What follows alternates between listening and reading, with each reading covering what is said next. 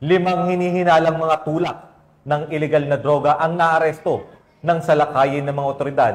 Ang din ng mga suspect sa Cagayan de Oro City. Ang operasyon ay bahagi ng patuloy na kampanya laban sa mga sindikato ng droga sa ating bansa. Nakibalita dyan si Patrolwoman Danessa Berdos.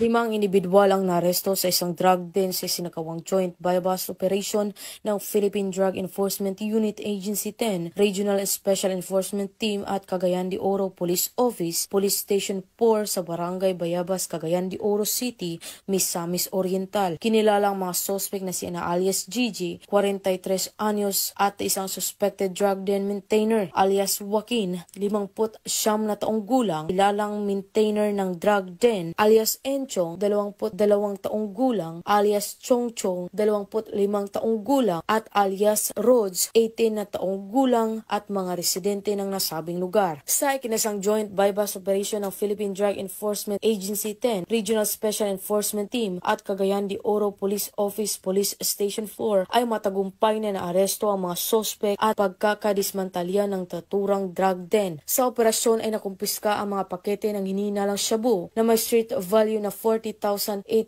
pesos at 500 peso bill na ginamit bilang bypass money at iba pang mga drug paraphernalia. Bilang law enforcement agency ay nandito ang PDEA para pangalagaan din ang kapayapaan sa ating lugar, no? At patuloy, asahan nyo na patuloy ang pagsagawa ng mga anti-drug operations ng PDEA para sa ating katahimikan, sa ating komunidad. Ang mga suspect ay nahaharap sa kasong paglabag sa RA 9165 o Comprehensive Dangerous Drugs Act of 2002.